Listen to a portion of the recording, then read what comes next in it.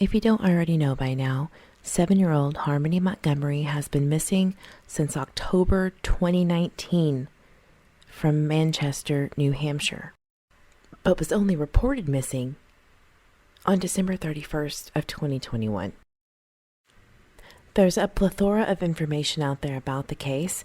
I just want to get to a few things that I'm enraged about, and you should too, because the people of New Hampshire deserve better, and Harmony Montgomery deserves better from the state and its resources. Because if you do your research, you'll realize that not only did the parents fail this child, but so did the school that she was supposed to attend, and more so than anyone outside of law enforcement is the New Hampshire Division for Children, Youth, and Families. No Amber Alert has been issued. The only thing that we can go on is that the police are working around the clock to make sure that they find this little girl, and to hold off on social media speculation and to let them do their job. Not getting into specifics.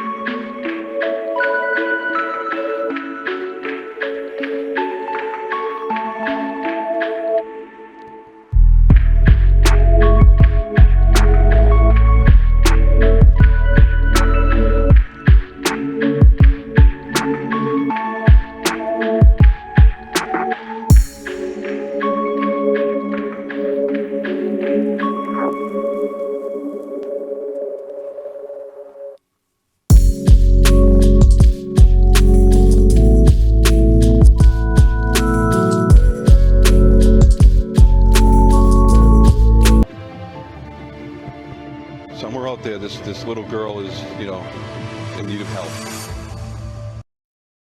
One of my favorite human beings, Byron Katie, said, "Defense is the first act of war."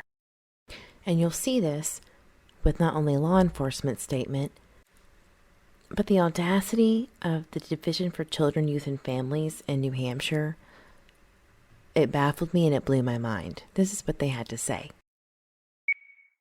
Tom, a lot of questions surrounding this case. Many people wondering, how does a little girl go missing for 2 years? Tonight, the director of DCYS and the governor say they still stand behind the agency. Somebody out there has seen this child. Mystery remains around the disappearance of Harmony Montgomery.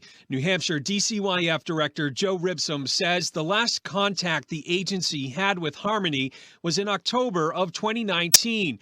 A source close to the child tells News 9 Investigates that Harmony was reunited with her father, Adam Montgomery, after a time in foster care in Massachusetts. In an exclusive interview with WMUR, the DCYS director says, in general, once reunification happens, contact with the family is reduced gradually. Caseworkers have to focus on active investigations, some 12,000 a year in the state. It's difficult to account for things that happen when we're not engaged with the family. And I think a lot of what is really important right now is to try to figure out what has been happening with this young girl for the last few years. Ribsome says since he came on board 4 years ago, caseloads have been dramatically lowered and family support programs have been put in place. Adding he stands by the work of the social workers on this case and every case. I really believe that everybody who does this work does it because they want to help kids and families. A statement echoed by the governor. No, the system is not in disarray. We have terrific people that run DCYS. We brought in a whole new team just a few years ago, revamped our systems, revamped our quality assurance and control process, and they work very hard at all these cases all across the state.